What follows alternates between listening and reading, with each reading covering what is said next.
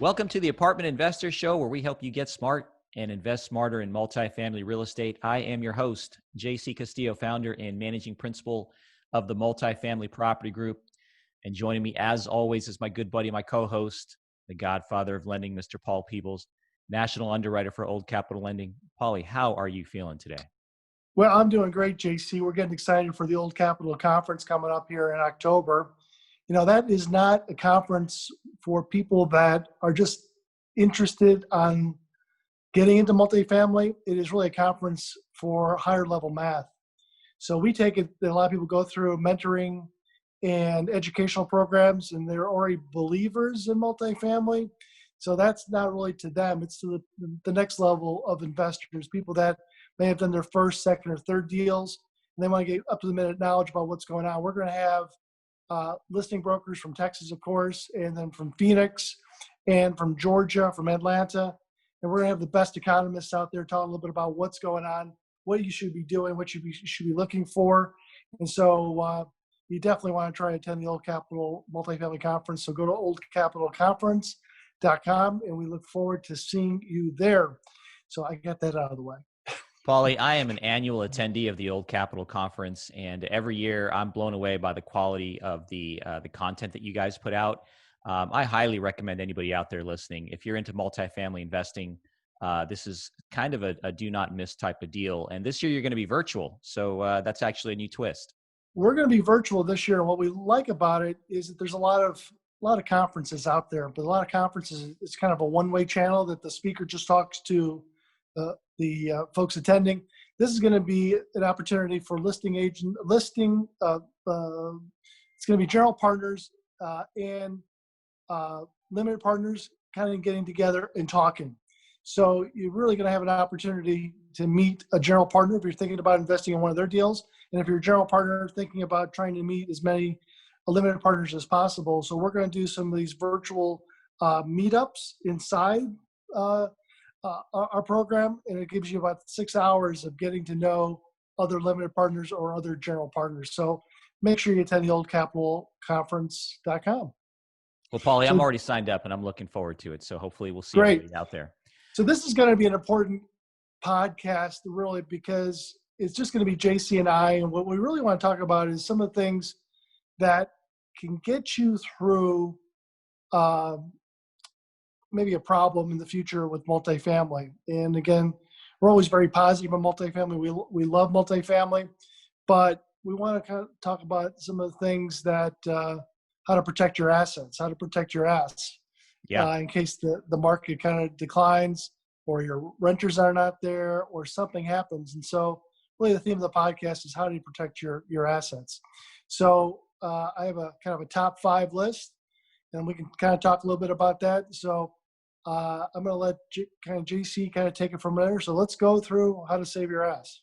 Well, you know, Paulie, we are definitely not chicken little sky is falling type of people, but we are realists, and every different industry goes through cycles. You know, you and I, just speaking from experience, we've been through multiple cycles between the two of us.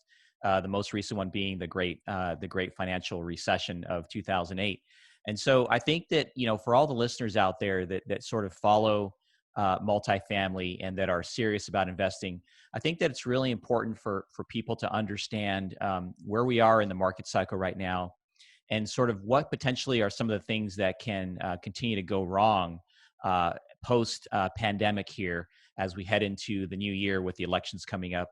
And I think that what we really want to do is sort of give a little bit of an experience and in a snapshot of some of the things that we've seen that can work really well to protect your multifamily investment position when things aren't going as well as they have in the past. So that's what we're going to do today. We're going to talk about the top 5 things that you can do to protect your assets in a downturn. Well, let's jump on it. Let's start at number 5, or do you want to start at number 1? We'll start at number 5. We're going to go with the number 5 reason, or the way to protect your assets, is focus on reserves. You know, people, the rule of thumb that I always use for reserves, and again, reserves are your cash position in your piggy bank for your operating account that's going to protect you in a rainy day. I usually like to go on the simple math of about $1,000 per unit in reserves at all times. And so in a standard operating condition, stabilized property, you're looking at about 100 units. You're going to have about $100,000 in an operating reserve account that you can draw onto in really tough times. Now, as we head into a downturn, and as we look into this particular downturn, what you typically want to do is really focus on increasing that reserve to account for any extra unforeseen financial difficulties during a downturn. So I would recommend that you want to sort of look to shoot at least 25 to 50% increase in your reserves. So if you've got that same 100 unit building, you really want to be around 125 to 150,000 minimum. And if you can, get it up to 175,000. The math works just as well as if it's a 200 unit or 300 unit building. But get your reserves up. If you don't have the reserves in the account and you need to increase your reserves, one thing that you can do is maybe hold off on owner distributions for 1 quarter. You can be pretty clear with your investors about the reasons why. It's not that we're in trouble yet, but you want to be cautious. And that's a lot better of a situation than having to do a capital call, which you do not want to do. You don't want to have to call up your investors and ask them to put some money in after the fact because you're low on funds. So reserves, Paulie, is my number 5 tip on how you can protect your assets. I think that's an important one. And people who invest with you in these transactions, I mean, if they're investors, they understand some of the trials and tribulations that go through sometimes in the economy. And most of the time that if you communicate correctly and you tell them what you're up against and you're not going to get a distribution for this month or for this quarter, and they can see the numbers and they can see you're trying, I think they're very good. It's the folks that don't communicate with their limited partners and the money doesn't show up, that the people who been receiving this cash on distributions for the last, say, year or two, and all of a sudden something doesn't come, that's where they get pissed off. And that's where you can have a revolt in your partnership where one person says to another person, and then all of a sudden it becomes a chain. And then, now you can start to have a revolt in your deal. So communication, be 100% transparent about what's going on, send them the financial statement, and put some great commentary about what you're seeing. So great one. 100% agree, Paulie. All right, let's go to number 4. Number 4. All right. Number 4 thing that you can do is significantly reevaluate your CapEx spending, if not completely put it on hold for a temporary time during a downturn. So, in the good times and when things are going normal according to a properly functioning economy, a lot of these deals that we take over have some element of repositioning where we're going to take some money and we're going to go in and maybe we're going to spruce up the property. We're going to do some stuff to the property, like put some extra paint on the exterior. We're going to add some amenities. We're going to go into the interiors of the units and we're going to upgrade them with granite countertops and new fixtures and new appliances, et cetera, et cetera. When a downturn hits, okay, you kind of want to really be careful about spending any money. The name of the game in the downturn is to preserve your capital position. And so if you've got a big CapEx budget and you head into a regular operating economy and all of a sudden something happens like the pandemic, what you really want to do is put everything on hold and really see what you absolutely have to do to continue to have the property functioning at a normal mode. You don't want to, you got to keep your golden goose happy. So you don't want to start to not do the stuff that has to be done to keep the property in workable condition. But all the bells and whistles, you want to completely reevaluate that. And my recommendation in this sort of a downturn is just decide to put everything on hold, because you can always reevaluate a year from now or 6 months from now when you see the economy coming back, and you can decide to turn that faucet back on with CapEx and then go fix up the property, and you can decide to do upgrades. Speaking of upgrade units, one of the things that I think owners can sometimes miss the boat on is that you have to really think like a renter when it comes to upgrading your units. In a normal functioning economy, upgrades are great because everybody's got great jobs, everybody's happy, and they're more than happy to pay an extra $100 or $150 a month, let's say, to move into a unit with granite countertops and stainless steel appliances, et cetera. But when the downturn hits, a lot of these renters are going to be concerned about having a job next month.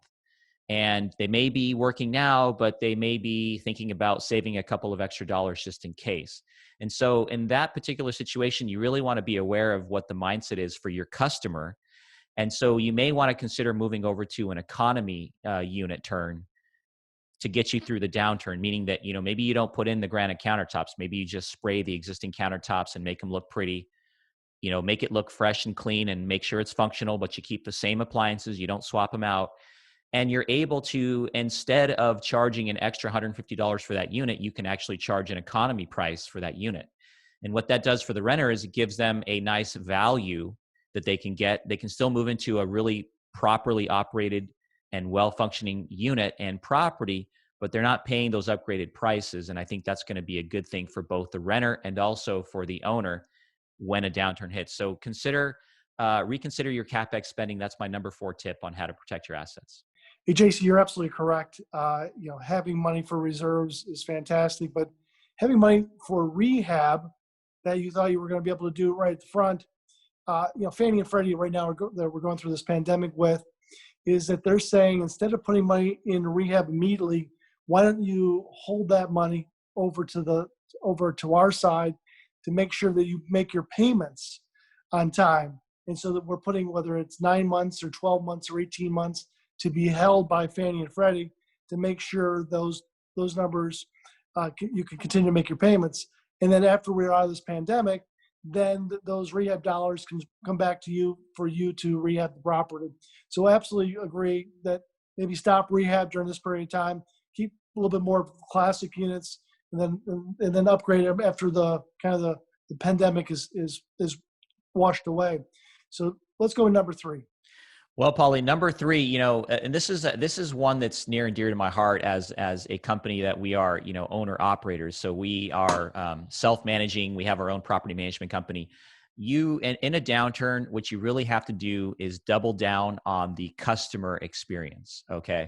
And what I mean by the customer experience is, all these renters that are living at your property, when a downturn hits, you do see a little bit of a drop off in overall occupancy across the different markets and the local competitors that you're seeing. And so they're going to start aggressively going after your customer that's living at your property. And so if your customer experience is less than par, less than optimal, maybe you're working with a third-party management company that's just not doing the right things with your customers, you're going to be a little bit more exposed in a downturn to potentially lose some of those renters to some of your competitors. So, it's all the simple things when I say customer experience. For example, can your residents pay rent online? Do they have to come into the office to submit a work order? When they submit a work order, does the maintenance person show up immediately and fix it right the first time? Is the manager courteous to your customer? All these things that go along with keeping your customer happy are things that become so much more important in a downturn. And so I think that, really focusing on the customer experience is the name of the game, because at the end of the day, in a downturn, unlike in a regular functioning economy, you really you care more about keeping the butts in the seats. That is making sure that the people that have the opportunity to renew their lease when it comes up to the year renewal, that they're actually going to do that, because them leaving is actually going to cost you a lot more money in a downturn. That's not something you want. So focus on the customer experience, double down on that, and that will definitely save your bacon in a downturn. Number 2, Paulie, and we're going right along the lines of sort of keeping in the theme of resident retention. So our number 2 tip that you can do is to focus on resident retention. Okay. So in a normal operating economy, and when you're in the middle of upgrading units and repositioning a property, you're really not as concerned with losing a few residents here or there, because you're going to be upgrading the units and increasing the rent. And so turnover is actually, in some cases, is going to be good for you. That kind of gets flipped on its head in a downturn. When a downturn hits, it really becomes more critically important to keep the existing butts in the seats than it is to get new butts in the seats. And the simple reason is you're really not able to upgrade your units anyways, because nobody can really pay for a premium product. And so the worst thing in that situation is that you got a bunch of people leaving your property on the back end. So, focusing on resident retention means that you really have to spend a lot of time thinking about the person that's actually living at your property and how you're going to keep them happy, as opposed to worrying about the person that you're going to go try to get through advertising to come and call your property to fill up the vacants. So resident retention really becomes super critical during a downturn. Occupancy, high occupancy is the name of the game. When a downturn hits, and they normally hit fast, just like we saw with the pandemic, you tend to lose occupancy pretty fast if you're not paying attention. And when you're in the middle of a downturn, it's very, very difficult to get your occupancies back up. It's a lot harder than a regular normal economy. So it becomes so much more important to immediately start tackling resident retention, paying attention to things like renewal rates. How much are you charging for the residents to renew their leases? If you've got a big delta between a resident that's in an existing lease and the market rate that you're charging for renewals, you can think about putting in some sort of a rental cap or a rental rate cap on a renewal. Let's say it's 50 or $100, so that just in case that the market is $200 above their current lease, if it's $200, they're probably going to leave. But if you put a cap on that and sign them up for a 6-month lease instead of a 12-month lease, you can keep them in that unit and inch them up over 12 months to that market rate and not lose the tenant, which is going to save you thousands of dollars in renovations and downtime. So these types of things are things that you can do to really focus on resident retention. JC, that's an excellent point. I tell you the reason why is because in a downturn market, you want to kind of be the first one to start to reduce your rents a little bit, just to make sure the momentum's behind you. Because if you don't reduce rents, these people are going to walk. Everybody's kind of a consumer, and then if they don't see that you're going to play ball with them, they're going to leave. And if they leave, it's going to cost you a lot of money to turn over that unit, clean it, put paint on it, spend money in marketing to get that property redone. There's a lot of cost on a turnover of a unit. So it's better for you to try to reduce the rents by $30 or $40. Yeah, and even if you have to take a small hit in the meantime, as you said, that's much better than taking a huge hit on the back end with all these costs that are going to happen when the people vacate the unit. Yeah, and what's your number one? Here we go. My number one tip, guys out there, guys and gals, you guys have to focus on watching your KPIs or your key performance indicators religiously. If you don't have KPIs, or if you don't know what KPIs are, then you should figure it out real quickly.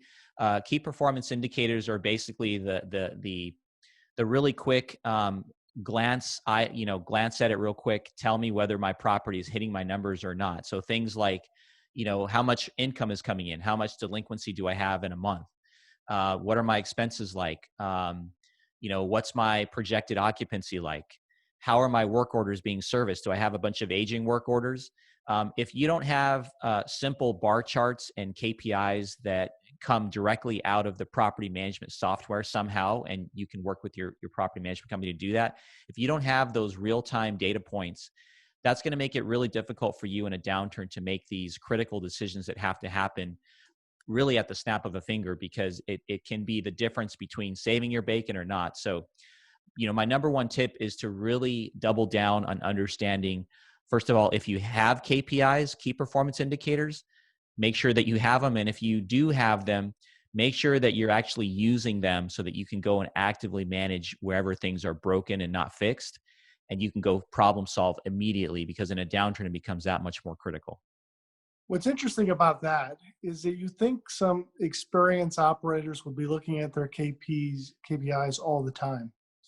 And one of the things that comes up that I see in people making discussions to their limited partners is they keep on telling me that we have 98 or 99% occupancy. And then then everybody says, oh my gosh, that's fantastic. 98% occupancy, you guys are doing great. But the true metal in the equation is how much money are you actually freaking collecting? Yeah. And so you may have a lot of people that have, their heads in the beds, but if they're not collecting the rent, and that are, they may be at 85 or 82%, economic occupancy. I don't really care about the 98 or 99%. I mean, you're just kind of running a boarding house that people are taking advantage of you. So we really, as I say, it's easy to put the people into the units. The tough part is collecting all the money. And so that's really what they pay you for, is to collect all the money. So you got to keep an eye on not just the occupancy of the property, is take a look at the bank accounts on how much money is coming in on a monthly and weekly basis, almost on a daily basis. You should be looking at the numbers for the first 4 or 5 days of the month of what's going on, and kind of figuring out maybe there's some prepaid rents for the last 5 days of the month before coming into the new month. But if you're not paying attention to what collections are, the only thing you're focused on is occupancy issues, then you're cheating yourself. And you would be surprised how many people, the only thing that limited partners or even general partners focus in on are occupancy. Yeah, I mean, KPIs really are the key. These businesses are run on data. They're not run on how you're feeling or how you think the people are feeling. I mean, we've got to really look at the numbers, and we've got to be able to make immediate decisions based on what the data is telling us. And if you don't have the data in front of you in a really easily digestible format, then you are going to miss some red flags, and they could potentially bite you in the butt. So, Paulie, why don't we go ahead and review a quick 5, 4, 3, 2, 1 on these top 5 ways that you can protect your assets. We talked Sure. about reserves. Make sure you get those reserves up. We talked about reevaluating to putting on hold your CapEx spending. And we talked about doubling down on your customer experience, making sure that you've got the best customer service out there when you're competing for these residents to come live at your property. And we talked about resident retention. Focus on keeping the butts in the seats. Don't let those people slip out the back door. It costs you a lot to put that person back in that seat. And our number one tip is focus on KPIs, key performance indicators, know your data, and make decisions on your data as needed at the drop of a dime. That's it, Paulie. That's what we've got. Top 5. That's great. Now, JC, you're an operator. I'm a limited partner in transactions, and I'm also the bank. I'm the lender that brings 75 to 80% of the money. But as an operator, let everybody kind of know what you guys do. What do you do, JC? Well, Paulie, what we really do at the core of it all is we really help investors make the right investment decisions when it comes to multifamily. We're not here to talk to you about the stock market. We're not here to talk to you about a lot of the stuff that we don't really know about. We think there's other people that have a better educated position to talk to you about. But when it comes to diversifying into real estate, it comes to diversifying into multifamily real estate, which has done pretty well during the pandemic. That's something we know everything about. And so if you're out there and you're wondering how to get started, or if you're looking for some advice, you can go to our website, multifamilypropertygroup.com. Again, multifamilypropertygroup.com. And you can literally just go to the homepage and click on the consultation button, and you'll be able to get a 50-minute consultation with myself. And I would be happy to sit down with you and see if there is a way we can help you out. Paulie? That's great. I mean, you guys have been operators for a long period of time. I've done this for 36 years. And so you have some experience in the room. So if you're thinking about investing in a hard asset, I would definitely talk with JC and Eric and their crew over at Multifam Group. They do a great job. So again, hopefully we see everybody at the oldcapitalconference.com, oldcapitalconference.com in October. Again, on behalf of JC Castillo, I'm Paul Peebles. Have a great day.